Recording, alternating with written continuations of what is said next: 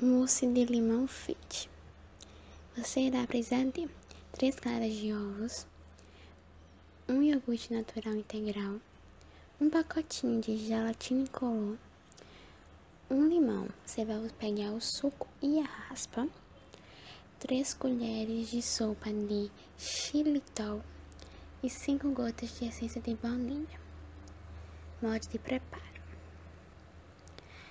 Para começar preparando este mousse de limão saudável, bata as claras em ponto de neve.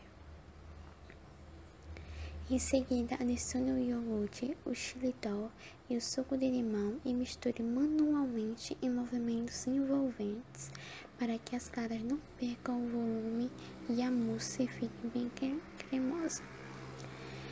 Por último, dilua a gelatina incolor conforme a embalagem descreve e adicione na mistura junto com a essência de baunilha. É importante adicionar a gelatina porque ajuda a mousse a ficar mais consistente. Coloque a mousse de limão em taças, finalize com as raspas de limão e leve 20 minutos no congelador ou no mínimo 1 hora na geladeira. Finalmente, agora você pode provar.